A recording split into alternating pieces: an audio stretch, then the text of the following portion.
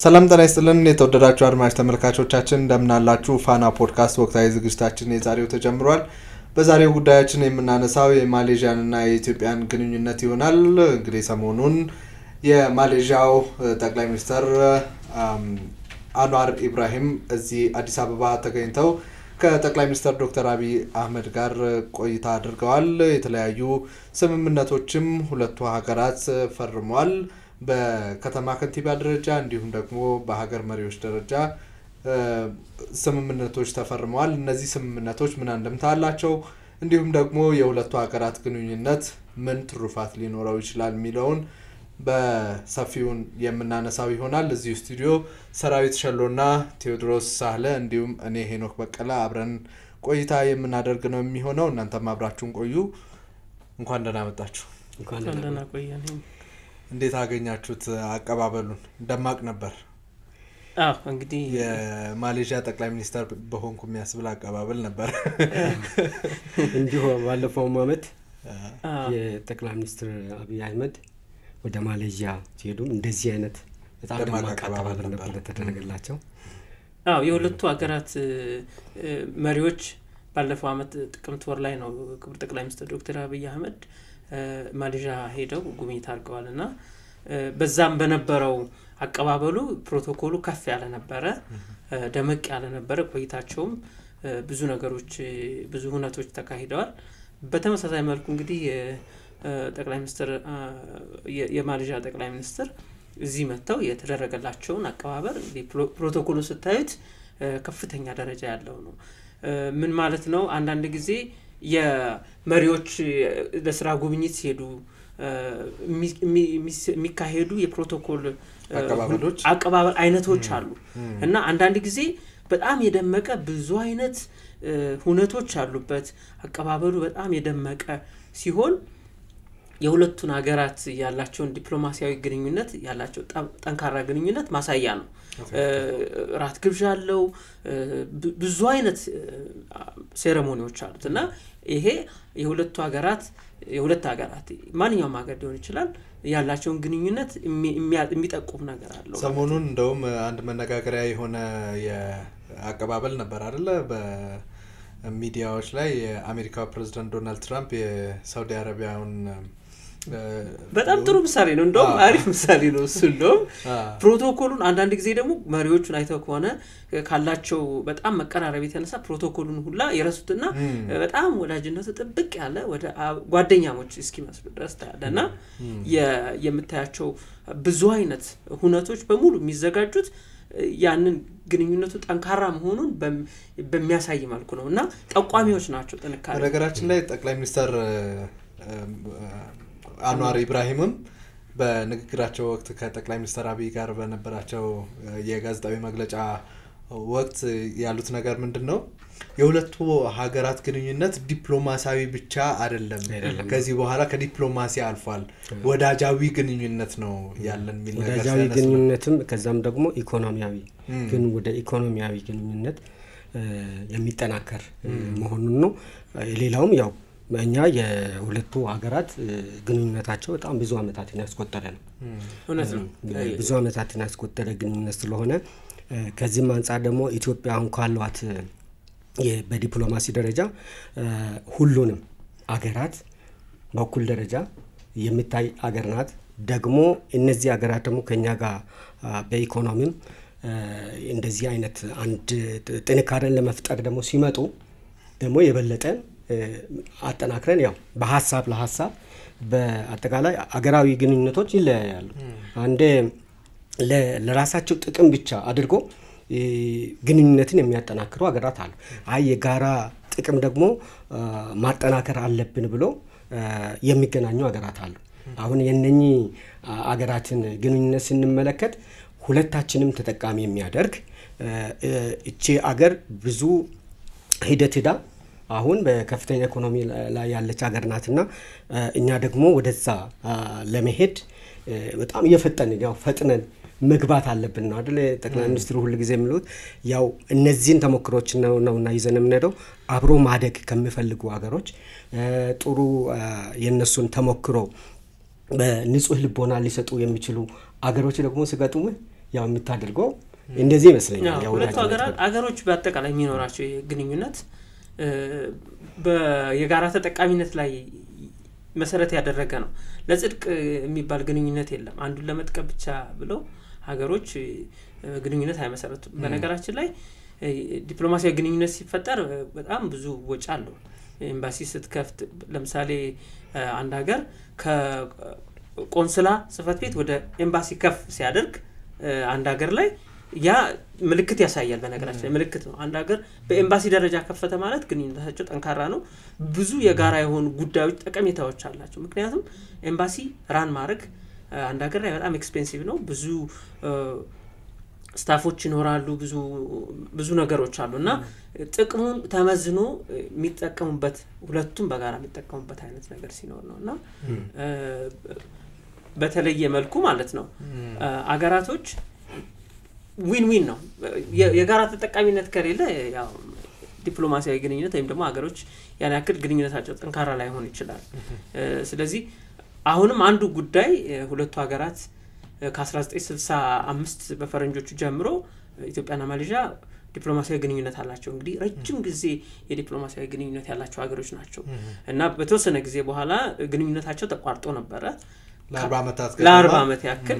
አሁን እንደገና በዚህ መስከረም በ2025 በፈረንጆቹ ማሌዥያ ኤምባሲዋን አዲስ አበባ ላይ እንደገና ከፍታለች። ስለዚህ በኤምባሲ ደረጃ ነው ከፍ ያለ ነው እና እነኚህን ዶቶች ስንገጣጥማቸው አንደኛው የሁለቱ መሪዎች በሁለቱም ሀገር ባደረጓቸው ጉብኝቶች ወቅት የተደረገው የፕሮቶኮል አቀባበል ስነ ስርዓቱ ደማቅነት፣ የሁለቱ ሀገራት በአንድ አመት ውስጥ ሁለቱም መሪዎች መጎብኘታቸው፣ እንደገና ደግሞ ሌሎች በኋላ የምንመለስባቸው የሁለቱ ሀገራት ተመሳሳይ የሆኑ ሂደቶች እንዲሁም ደግሞ በባለብዙ ወገን የነበራቸው ታሪካዊ ተሳትፎን ብናይ ሁለቱ ሀገሮች ያላቸው ግንኙነት እየጠነከረ መምጣቱን የሚያመላክት ነው።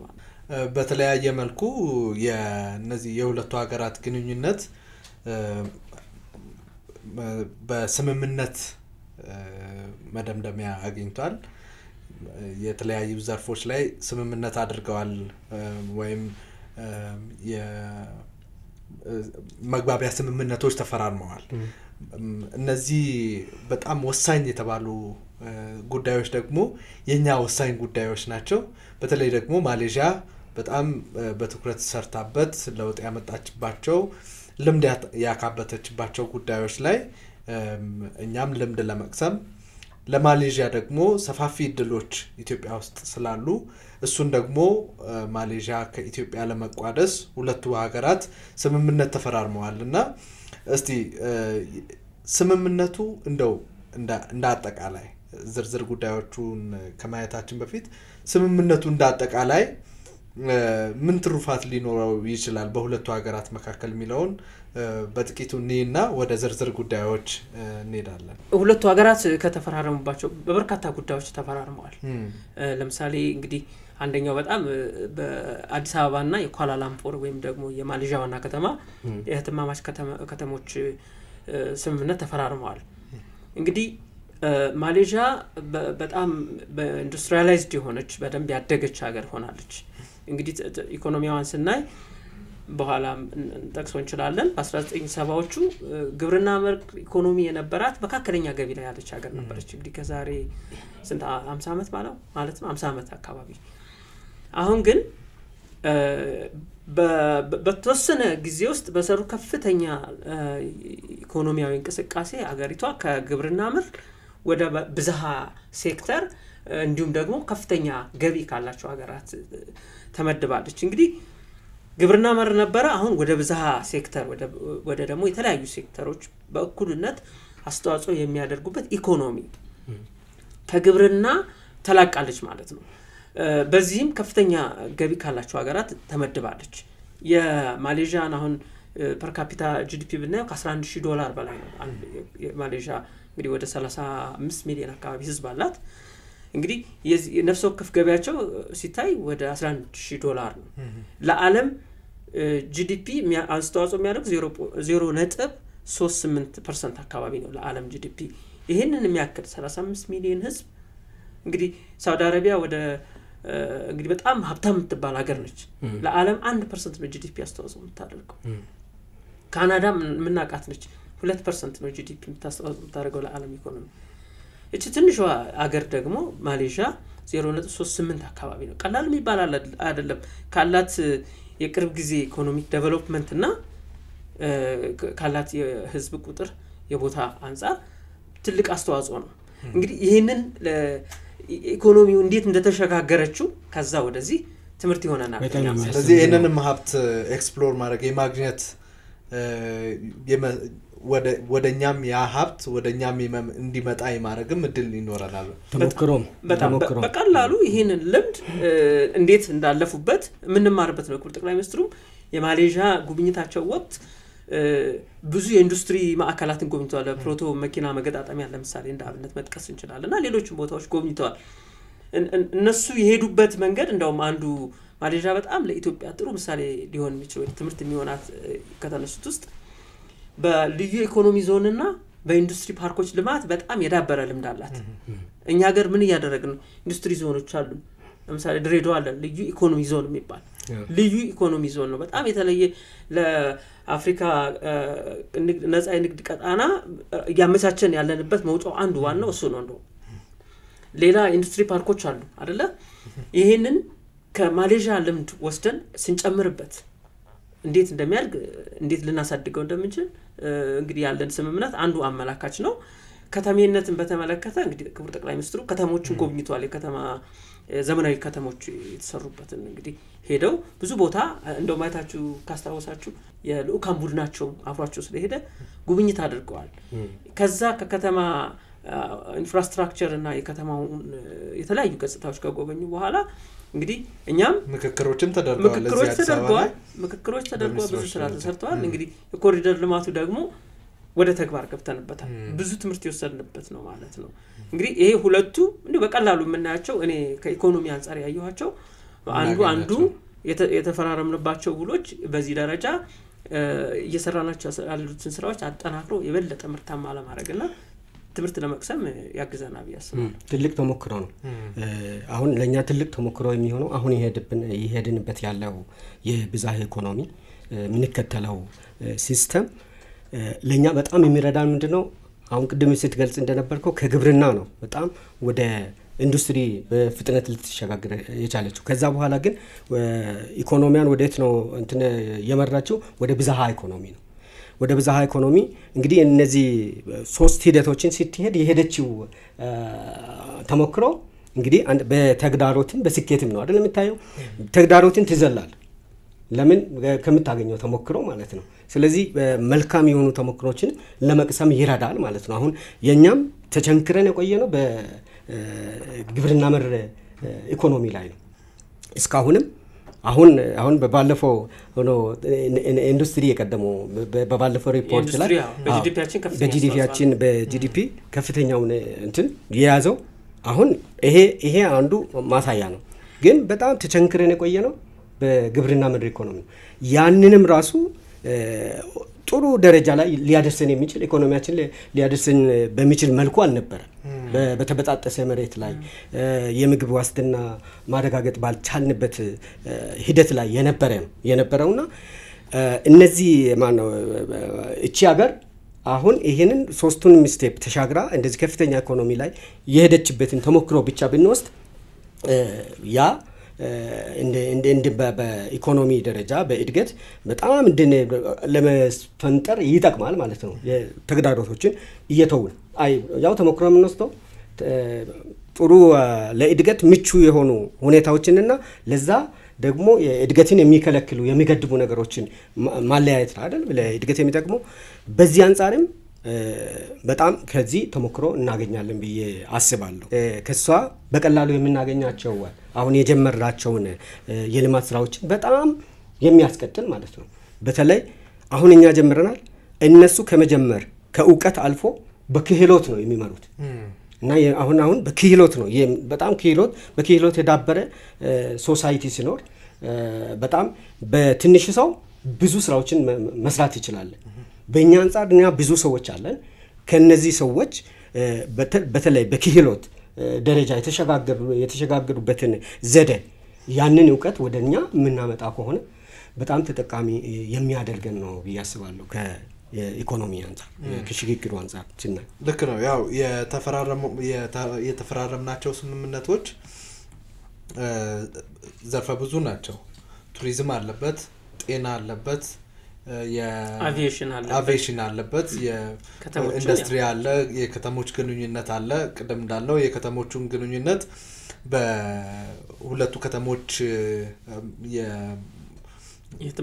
የእህትማማችነት ውል በከንቲባዎች ደረጃ ስምምነት ተደርጓል እና እነዚህ ስምምነቶች ከተሞቹን ለማሳደግ ከተሞቹን ከፍ ለማድረግ ያላቸው አስተዋጽኦ ቅድም እንደተባለው በጣም ትልቅ ነው። ምክንያቱም አይተነዋል ውጤቱን፣ የዛሬ ዓመት የነበረውን ውጤቱን አሁን እያየነው ነው። ሌሎቹም ነገሮች ላይ እንደዚሁ እያየን የምንሄደው ነው። ቅድም ስለ ኢንዱስትሪ ሲነሳ ነበር። ከኢንዱስትሪም ባሻገር ጠቅላይ ሚኒስትር አንዋር ኢብራሂም ሲሉት እንደነበረው የማሌዥያ ህዝብ ወይም ደግሞ ማሌዥያ ነጋዴ ሀገር ናት ነው የሚሉት። ማሌዥያ ነጋዴ ሀገር ኤክስፖርት ኦሪየንትድ ናቸው ይባላል።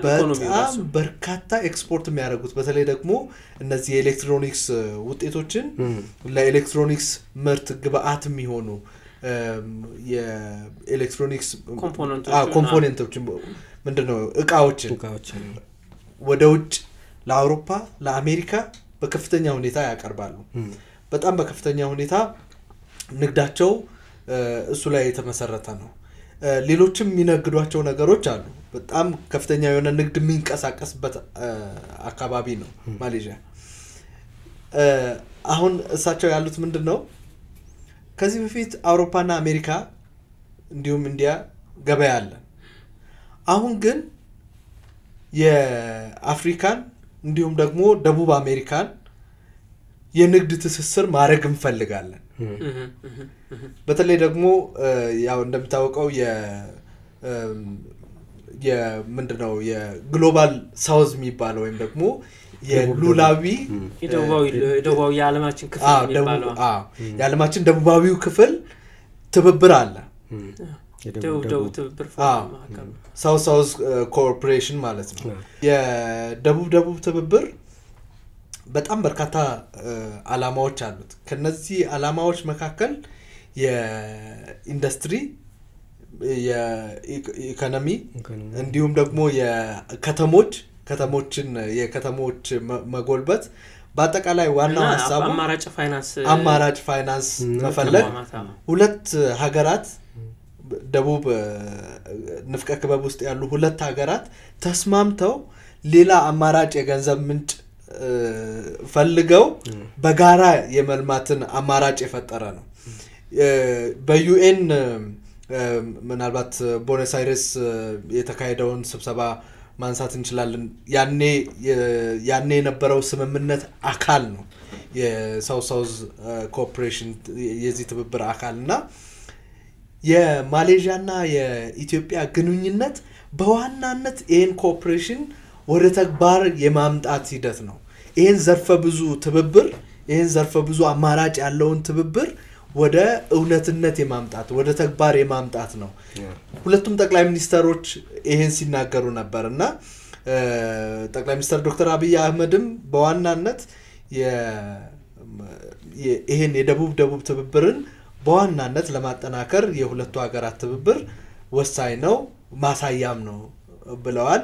እንዲሁም ደግሞ የማሌዥያዎቻቸውም እንደዚሁ ይህን ጉዳይ ሲያነሱት ነበር። እዚህ ላይ አንድ ነገር ጨምረልህ ወደ ኢንዱስትሪው ከመሄድ በፊት አሁን ደቡብ ትብብሩን ስታነሳ በሁለትዮሽም በመልቲላተራል ወይ በባለ ብዙ ወገንም በሚኖራቸው ግንኙነት የደቡብ ንፍቀ ክበብ ይፈልጉታል።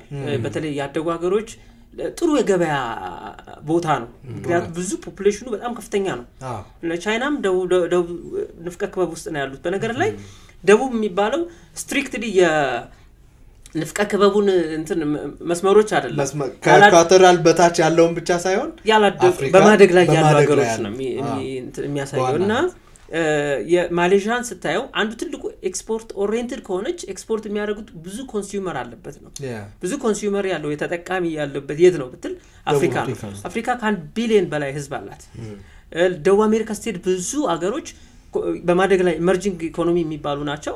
ብራዚልን ብታይና አርጀንቲና በሙሉ ሜክሲኮን ጨምሮ ኢመርጂንግ ኢኮኖሚ ናቸው። ብዙ ኮንሱመር ያላቸው ብዙ ፕሮዳክሽን ያላቸው ሀገሮች ናቸው። ኤክስፖርት ወደ ውጪ የሚላክ ምርት ላይ መሰረቱን ያደረገ ኢኮኖሚ ያላት ማሌዥያ ወደ አፍሪካ ወደ ኢትዮጵያ ብታማትር አይገርም። ብዙ ተጠቃሚ አለ። ኤክስፖርት የምታደርገው ምርት አለ። እዚህ ላይ አንድ ነገር ጨምርላችሁና በመልቲላተራል ደግሞ የብሪክስ በኋላ የምንመጣበታል። ከብሪክስ አባል ሀገራት እሱ አባል አይደለችም፣ ግን ምንድነው አጋር ነች። ግን በ2004 የወጣው ዳታ ብናየው 35% የሆነው ንግዷን ከብሪክስ አባል ሀገር ጋር አካሂዳለች። ትልቅ የንግድ ትስስር አላት ማለት ነው። ይሄ በጣም ወሳኝ ነው። ይሄን ደቡብ ትብብሩን ወይም ደግሞ በደቡብ ንፍቀ ክበብ ካሉ ሀገሮች ጋር ጠንካራ የሆነ የንግድ የኢኮኖሚ የተለያዩ ዘርፎች ግንኙነት እንደሚያስፈልጋት ስለታወቀ ነው። አንዱም ኢትዮጵያ ውስጥ የመጡት እና ከኢትዮጵያ ጋር ጠንካራ ግንኙነት የመሰረቱበት ምክንያት ከአፍሪካ ጋር ላለን ጠንካራ ግንኙነት ከኢትዮጵያ ጋር ያለን ግንኙነት ማሳያ ምሳሌ ነው ያሉት ጠቅላይ ሚኒስትሩ የማሌዥያው ጠቅላይ ሚኒስትር አንዋር ኢብራሂም። እና ይሄን ስታየው ማሌዥያ በጣም ትፈልገዋለች የደቡብ ንፍቀ ክበብ በብዙ መልኩ። ያው ጊቭ ኤንድ ቴክ ነው፣ ሰጥቶ መቀበል ያለበት ዊን ዊን ያለበት ነውና እነሱም እኛም ደግሞ የምንጠቀመው ከማሌዥያ አለ፣ እነሱም ከኛ የሚጠቀሙት ነገር አለ። ይሄን ለማሳት ነው። ያው 2023 ላይ የሁለቱ ሀገራት የንግድ የውጭ ገቢ ንግድ የሁለቱ ሀገራት ትሬድ እንትናቸው ወደ 274.5 ሚሊዮን ዶላር ነው። ከሲግኒፊካንስ አንጻር ወይም ከወሳኝነት አንጻር ስናየው ምናልባት አሁን ስሟን ሰምተን በንግድ ግንኙነት ስሟን ሰምተን ለማናቅ ሀገር በጣም ወሳኝ የሆነ ግንኙነት ነው ያደረግነው። ለዓለም ደግሞ ቅድም ያልከውን በጣም ትልቅ የጂዲፒ የዓለም ኮንትሪቢዩሽን ወይም አስተዋጽኦ ያላት አበርክቶ ያላት ሀገር ጋር ግንኙነት እንደሚያደርግ አካል ግን አሁን ያለው ግንኙነት በቀጣይ ለምናደርገው ኢኮኖሚያዊ ግንኙነት በጣም ሰፊ በር የሚከፍት ነው። ቅድም እንዳልነው አንደኛው የደቡባዊውን ክፍል በጣም በትኩረት እነሱም እያዩበት ስለሆነ ሰፊ ማርኬት ሰፊ ገበያም ያለበት ስለሆነ እና ደግሞ ተያይዞ ማደግ የሚቻልበት ስለሆነ ለምሳሌ ያደገው ሀገር ዋጋህን እሱ ይተምንልሃል፣ ቅድመ ሁኔታዎች ያስቀምጥልሃል። በማደግ ላይ ያለ ሀገር ግን አብሮ ማደግ አብሮ ዋጋ እያስተካከሉ አብሮ ኮምፕሊመንት የሚደራረግ እርስ በርስ የሚደጋገፍ እንትና ነው የደገፈ። ሌላው ምንድነው የአፍሪካና የደቡብ አሜሪካ ገበያ ቅድም እንደተባለው በጣም ሰፊ ገበያ ነው። ሰፊ ገበያ መሆኑ ብቻ አይደለም። አሁን ያደጉት ሀገራት ላይ ያሉ ለምሳሌ እነሱ በጣም በሰፊው የሚያቀርቧቸው የቴክኖሎጂ ምርቶች የቴክኖሎጂ ግብአት የሚሆኑ ምርቶች ሳቹሬት ያደረጉ ናቸው ወይም ደግሞ በብቃት ደረጃ ፍላጎቱ የተሟላ በሚመስል መልኩ አለ። ከተለያየ መልኩ አካባቢ ሊያገኙ አፍሪካና ደቡብ አሜሪካ ግን ቴክኖሎጂን ገና በደንብ እያሳደገው እያበለጸገ እየመጣ ነው። ስለዚህ አሁን እኛም በጣም በሰፊው እየሰራንባቸው ያሉ የቴክኖሎጂ ዘርፎች አሉ፣ አርቲፊሻል ኢንተለጀንስን ጨምሮ። ማሌዥያ በዚህ በጣም ሰፊ ልምድ አላት። ጠቅላይ ሚኒስትር ዶክተር አብይ አህመድ ሲናገሩት እንደነበረም ይሄን የማሌዥያን ተሞክሮ ወደ ኢትዮጵያ አምጥቶ መጠቀም ያስፈልጋል። ይሄ ብቻ ሳይሆን የማሌዥያ ይሄ ሰራተኛ የሚባለው ወይም ደግሞ አምራች ኃይል የሚባለው ዜጋ የተማረ ነው። ትምህርት ብቻ አይደለም፣ ስኪልፉል ነው ወይም ክህሎት ያለው ነው። ክህሎት ያለው ትምህርት የተማረ ነው። እኛ ሀገር ቅድም በመጀመሪያ አካባቢ ቴዲም ስታነሳው ነበር፣ የተማረ የሰው ኃይል አለን። እሱን ከክህሎት ጋር ከኢንዱስትሪው ጋር ማላመድ ግን ጊዜ የሚጠይቅ ነው። በአብዛኛው በተለይ ከዚህ በፊት የነበረው የትምህርት ስርዓታችን ላይ አንዱ ደካማ ጎን ተብሎ የሚነሳው ተማሪዎች በቲዮሪ ደረጃ በጣም ይማራሉ። ቲዮሪው ግን በተግባር ካለው ከኢንዱስትሪ ጋር ግንኙነት ያለው የተቀራረበ ክህሎትን መሰረት ያደረገ አልነበረም እና ማሌዥያ ግን ይሄ አቅም አላት። እሱን ወደኛ አምጥተን እሱን ልምድ ከተጋራን በጣም ከፍተኛ ኃይል አለ እኛ ሀገር ከፍተኛ የሆነ የሰው ኃይል አለ። በፖሊሲም ደረጃ አመቺ ሁኔታና አስቻይ ሁኔታዎች እንትን ብለውበታል። ተግባራዊ ማለት ተግባርም ገብተናለች። አሁን ቴክኖሎጂ አይደለም ቴክኖሎጂን ትኩረት ያደረገ ልማት ነው አሁን ያካሄድ ነው። ወደ ዲጂታላይዜሽን እየገባ ነው። ወደ ክህሎት የሚወስዱ ወደ ቴክኒክ በሚወስዱ ነገሮች ላይ ትኩረት ስለተሰጠች ነው እንደዚህ በጣም ልትሸጋገር የቻለችውና አንዳንድ ጽሁፎችን ሳይ ነበር በጣም ከጉለቷቸውን በጣም አይታ ለማሻሻል የምታደርገው ጥረት ማለት ነው። ምሁራኖቿ በጣም በጥናትም ይደግፏታል። ከስር ጥናቶች እየተሰሩ በቃ ምን ላይ ነው ድክመት፣ ምን ላይ ነው ጥንካሬ፣ የቱ መቀጠል አለበት ምናምን የሚሉትን እያደረጉ ነው። አሁን በጣም ከፍተኛ ኢኮኖሚ ላይ ፈጥኖ ተሻገረ የምንለው አመታት 1970ዎቹ 1980ዎቹ ሪቫይቭ ማድረግ ብትጀምርም በዚህ ሂደት ውስጥ ተፈናጥሮ መካከለኛ አስመዝግባ እንደገና ወደ ከፍተኛ ማድረግ ማለት ቀላል ነገር አይደለም እና ያ ምንድነው እንዳላችሁት ትምህርት አሰጣጥ እንደገና ደግሞ ከትምህርት ይልቅ ክህሎት ላይ በጣም ትኩረት መስጠት በእያንዳንዱ ዘርፍ ላይ ዘርፍ ተኮር የሆነ ልማታዊ እይታን መሄድ ዘርፍ ተኮር የሆነ እይታ ካለ አሁን ለምሳሌ በቴክኖሎጂ ላይ አሁን ባለፈው የጀመርነው ዲጂታል ኤአይ ላይ የተጀመረው ማለት ነው ኮደርስ የተጀመረው እነዚህ አሁን እንደዚህ አይነት ስፔሻላይዝ ያደረግ ዜጎችን ወይም ወጣቶችን እያሰማራች ስትሄድ እድገት ይፈጥራል ማለት ነው። በዚህ የተነሳ ነው አሁን ዜጎቿ በጣም በክህሎት የበለጸጉ ናቸው፣ በጣም የታወቁ ናቸው። ኢኮኖሚያችን የሚተመራባቸው አሁን የኢንዱስትሪ አለ፣ ቱሪዝም አለ፣ በአገልግሎት ዘርፍ ላይ አለ። እነዚህ ሁሉ ውጤታማ ናቸው። በአገልግሎት ዘርፍ እንዳውም በባለፈው ጠቅላይ ሚኒስትር አብይ አህመድ በጎበኙበት ሰዓት የሆነ መረጃዎች ሲወጡ ነበር። ጀነራል መረጃዎችን ስንሰጥ የአገልግሎት ዘርፏ ከፍተኛ ነበር በጂዲፒ ውስጥ ማለት ነው። አገልግሎት ዘርፍ ላይ ከኢንዱስትሪው ቀጥሎ ያለው እነሱ ጋር የአገልግሎት ዘርፍ አለ።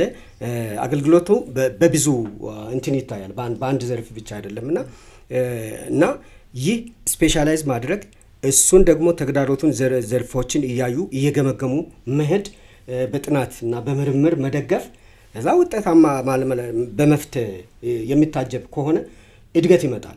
አሁን ለኛ በጣም አሁን እየሄድንበት ላለው ነገር በጣም ለኛ ኢምፖርት የሚሆን ነገር ከማሌዥያ በደንብ እናገኛለን ብዬ አስባለሁ። እንደው ቱሪዝሙንም አብረህ ብታነሳ ቱሪዝሙን ሳነሳ ቱሪዝም ላይ በጣም ትኩረት ትሰጣለች። ቱሪዝም ላይ ማለት ነው። ቱሪዝምን እንዳውም ምን ትላለች? ቱሪዝም ልማት ዘላቂ መሆን አለበት። ዘለቄታዊ የኢኮኖሚ እድገትንና ያንን ዘርፉን ራሱ ታመዛዝናለች። ዘርፉ መግባትን ብቻ ሳይሆን እንዴት ነው ዘላቂ ኢኮኖሚ ዘለቄታ ያለውን ኢኮኖሚ ሊያመነጭ የሚችለው በቃ ሳይነጥፍ ማለት ነው፣ ሳይወድቅ ቀጣይነት ያለ ኖሮት እያደገ መሄድ የሚችለው የሚለውን ነገር አተኩራ በሱ ላይ ነው ሰርታ ወደ ቱሪዝም የገባችው። ቱሪዝም ላይ አሁን የአካባቢው በጣም ከኛ ጋራ የሚመሳሰል እንትን አለው። በጣም በብዝሃ ቋንቋ አላቸው ዜጎቿ። በጣም ብዙ ቋንቋ የሚነገርባት አገር ናት። ብዝሃ አራት አካባቢ የዩኔስኮም ቅርሶች አሉት። በጣም ብዝሃ ቅርሶች አሉት። የባህል፣ የሃይማኖታዊ እንደገና ደግሞ የተፈጥሯዊ እነዚህ ሶስቱ ላይ በጣም ትኩረት አድርጋ ትሰራለች። በጣም የቆዩ ጥንታዊ ታሪክ ያላቸው በሃይማኖታዊ ተቋማትን እንደገና ደግሞ ተፈጥሮ ላይ በተፈጥሮ ላይ በጣም ትኩረት አድርጋ ትሰራለች። እሱ አለ እና እነዚህ ብዙ ብሔር ብሔረሰቦች ባህልና እሴቶችንም አንድ ላይ አጣምራ ነው የምትጠቀመውና በተለይ አሁን ቱሪዝም ላይ ትኩረት የሰጠችው ኢኮቱሪዝም ላይ በጣም ትኩረት ትሰጣለች። ተሳትፎንም ደግሞ መንግስት ብቻ የሚያከናውነው አይደለም። ግል ባለሀብቶች አሉ፣ ግለሰቦች እዛ ላይ ይሰማሩበታል። ማህበረሰብ አቀፍ ታደርጋለች። ማህበረሰብ አቀፍ ማለት እዛው ያለው ማህበረሰቡ በአካባቢው ያለውን የቱሪዝም ለዛ ምቹ ሁኔታዎችን ተጠቅሞ ያኔ ቱሪዝም ሀብቱን መጠቀም እንዲችል በዛም ውስጥ መሳተፍ እንዲችል ታደርጋለች። አሁን ቱሪዝም ላይ የባህር ዳርቻዎችን ማለት ነው በተለይ ኢኮሎጂ የሚባሉ ኢኮሎጂ ላይ ኢኮቱሪዝም ላይ ሎጆችን በመገንባት ማለት ነው በባህር ዳርቻዎች ላይ በጣም ትጠቀማለች። እሱን ስትጠቀም አሁን እኛም ጋር በአንዳንድ አካባቢ አሁን ባለፉ በቱሪዝም ላይ በጣም በትኩረት ሄደናል አይደል። በኢኮ ቱሪዝም ላይም እየሰራናቸው ያሉት ስራዎች አሉ። አሁን እኛ ጋር የብሔራዊ ፓርኮቻችን ላይ በጣም እንትን ናቸው ያው የተጠበቁ ናቸው አሉን በብዛት። እሷም እንደዚህ አይነት ፓርኮችን ትጠቀማለች። እንትን ላይ በእንስሳት ጥበቃ ላይ በጣም ትኩረት ሰጥታ እሱን ትጠቀማለች። ኢኮቱሪዝም ላይ በተለይ ማህበረሰብ አቀፍን ትኩረት በማድረግ ማለት ነው በዛ ስራ ዕድሎች ይፈጠራሉ። ስራ ዕድል ማለት እዛ አካባቢ ላይ ቱሪዝም ሲሄድ ያው የኢኮኖሚ እንቅስቃሴ በጣም ከፍተኛ ነው የሚሆነው። አንደኛው ሰዎች ስራ ማግኘታቸው አይደል ስራ መፈጠር ነው ዋናው ማለት ነው። እሱን በጣም በስራ ፈጠራ አንጻር ትጠቀማለች። ኮሚኒቲ ቱሪዝም እኮ የአካባቢው ማህበረሰብ ተጠቃሚ ማድረግ ነው። አሁን እኛ ሀገር በፊት የነበረው የቱሪዝም ትሬንድ ምንድነው? ቱር ኦፕሬተሩ እዛ አስጎብኝቷቸው ምናምን አይተው ተነስተው ይመጣሉ። የአካባቢው ማህበረሰብ ምን ተጠቀመ ስትል ምንም ልትል ትችላለህ። አሁን ምንድነው የሚሆነው? ስለ ኮሚኒቲ ቱሪዝም ማለት እዛ የሄደ ቱሪስት የኮሚኒቲዎቹን ጋይድ እንዲጠቀም የኮሚኒቲዎቹን እዛው አካባቢ የሚኖሩ ሰዎችን ፈረስ፣ በቅሎ፣ ዕቃ ለመጫኛ ሊሆን ይችላል፣ ለአስጎብኝነት ሊሆን ይችላል፣ ዕቃ ሊገዛ ይችላል። እንዲህ አይነት ነገሮች ሲገባ ማህበረሰብ እዛ ህብረት ስራ ተቋቁመው የሚያስጎበኙ የሚጠብቁ የአካባቢው ማህበረሰብ እየተጠቀመ ከሆነ አካባቢውን ይጠብቀዋል። አካባቢ ጥበቃ ላይ በንቃት እንዲሳተፍ ያደርገዋል። ኮሚኒቲ ቱሪዝም እና ሰስቴናብል ቱሪዝም የሚባለው ይሄ ነው። የሚገርም እሱ ጋር አያይዞ እንትንንም ይጠቀማሉ። አሁን አካባቢ ጥበቃ ያልከውን ማለት ነው በጣም በአካባቢ ጥበቃ ላይ ትኩረት ያደርጋሉ። እዛ ላይ ለምሳሌ አሁን እኛ ጋር አሁን ባለፈው በፕላስቲክ እንትን ላይ የወጣው ህግ አይነት ማለት ነው እዛ ጋር የማይበሰብሱ ምናምን ነገሮችን አይዙ ውሃ መጠጫ ድረስ ማለት ነው እዛ አካባቢ አሁን ባህራ ዳርቻ አካባቢዎች ባሉ ኢኮቱሪዝም ኤሪያዎች ላይ ሁሉም ተመልሶ መጠቀም የሚቻለው ነገር ብቻ ነው የሚፈቅዱት። በቃ ይሄ ሪዩዝ ማለት ነው እያንዳንዱ ነገር የደረቅም ይሁን የፈሳሽ ቆሻሻዎችን መልሶ መጠቀም በሚቻልበት ወይም ሊበሰብሱ በሚችሉ ነገሮች ነው እነሱ እንትን የሚጠቀሙትና አጠቃላይ የቱሪዝሙን ራሱ ከአካባቢ ጥበቃ ጋር በጣም ያገናኙታል። በጣም አሁን ያው እንዳላችሁት የቱሪዝሙ በተለይ እኛም ከማሌዥያ የምንወስደው ምንድነው ከዚህ በፊት ልክ ማሌዥያ እንዳላት እኛም የቱሪስት ሳይቶች አሉን ወይም መስህቦች አሉን። እነዚህን ግን በዴስቲኔሽን በመዳረሻ ደረጃ ማስፋት በመዳረሻ ደረጃ ማዘጋጀት ደግሞ እሱ ሌላ ኃላፊነት የሚጠይቅ ነውና መንግስትም እየሰራ ያላቸው ነገሮች እዚህ ላይ ጠቅላይ ሚኒስትር ዶክተር አብይም ሲናገሩ የነበሩት እሱን ነውና ሳይቶች አሉን፣ የሚታዩ ነገሮች አሉን። ኢትዮጵያ ብዙ የሚታዩ ታሪካዊም ሃይማኖታዊ ሁሉም ነገር አለ። ዘርዝሬ እንዳለፋ ባህል አለ እንዴ። እንደዚህም ደግሞ ማህበረሰቡ በራሱ የተፈጥሮ መሬት አቀማመጡን ብትል ጂኦሎጂውን ብትል አዋፍ ብትል የእንስሳትና የእጽዋት ስብጥሩ ብትል የተሟላ ነው። ከኬንያ ጋር እስኪ አነጻጽሩ። ኬንያ ምንድን ነው ያላት? እስኪ እኛ እኮ ከ10 በላይ እኮ የዩኔስኮ ባህል አለን የተመዘገበ የዓለም ቅርስ። ከዛ ደግሞ ከዝቅተኛ የሚባለው ዳሎል ከባህር ጠለል በታች ዝቅተኛ የሚባለው ቦታ እስከ ራስ ደጀን የሚባል ተራራ ድረስ አለን።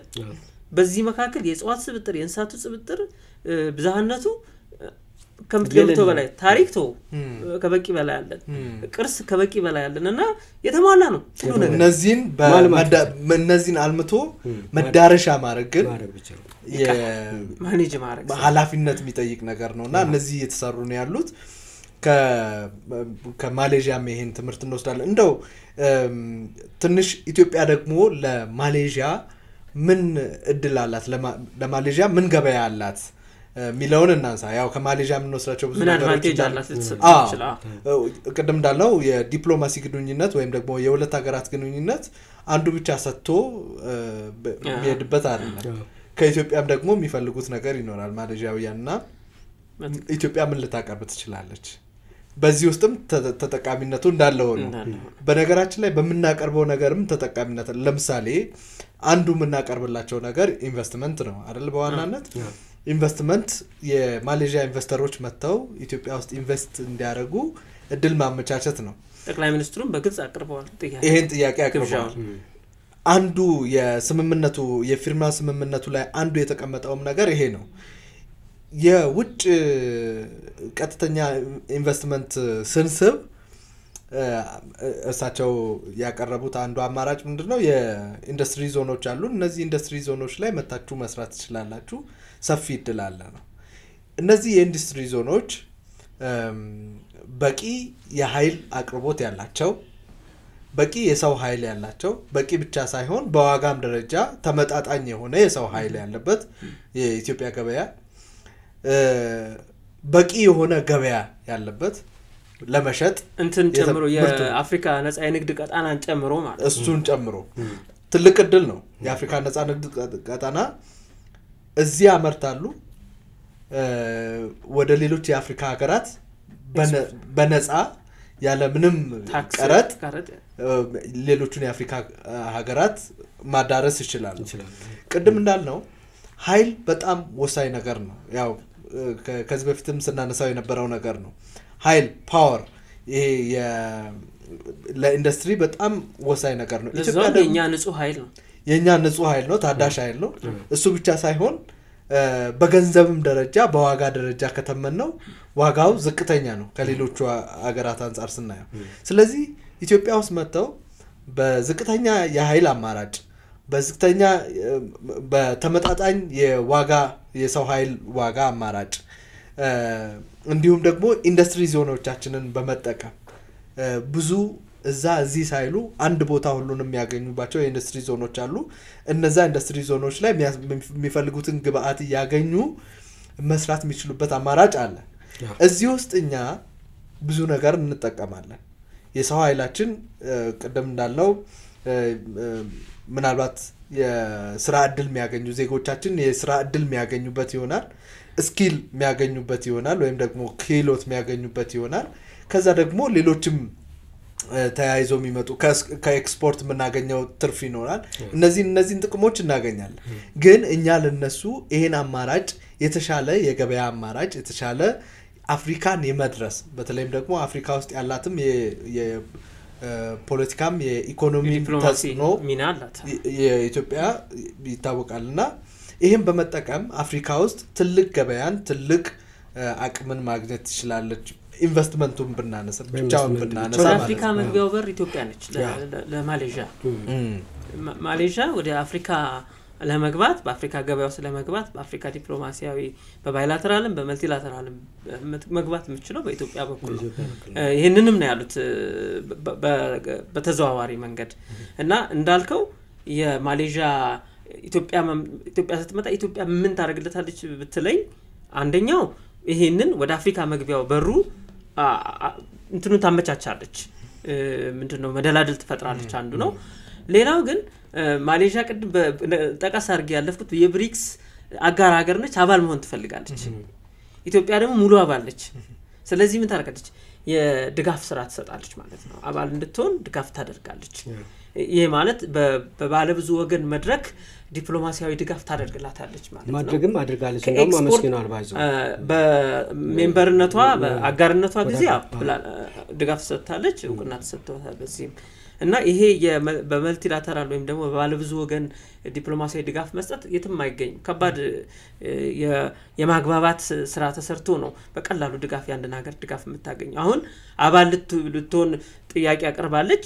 ይህንን ይሁንታ ለመስጠት ኢትዮጵያ ሙሉ አባል ስለሆነች ብዙ ድጋፍ ትሰጣታለች የሚል አንድምታ አለው። በሌሎች ቅድም እንዳልከው ኤክስፖርት በማድረግም ብዙ ኢትዮጵያ ኤክስፖርት የምታደርጋቸው ምርቶች አሉ፣ ቡናን ጨምሮ ማለት ነው።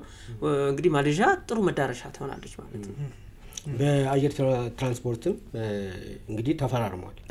በዚህ ዘርፍም በጣም ተጠቃሚ የምትሆነው በተለያዩ እንትኖችን አሁን ለምሳሌ ወጪ ንግዶችን ማለት ነው። ወጪ ንግዶችን እኮ ባለፈው እንትን ጊዜ በኮቪድ ጊዜ የኛ አየር መንገድ ብዙ አገራት ሲያገለግል የነበረውና በዚህ መንገድም ደግሞ እኛ ጋር በጣም የአየር መንገዳችን ድሮ ዝናን ያተረፈ ደግሞ በአገልግሎቱም የሚታወቅ ነው።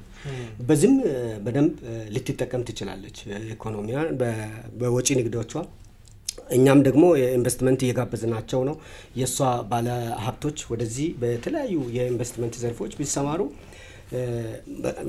ጥሩ የሆነ የትራንስፖርት አገልግሎትንም የምታገኝበት እድል ይሰጣታል ብዬ አስባለሁ።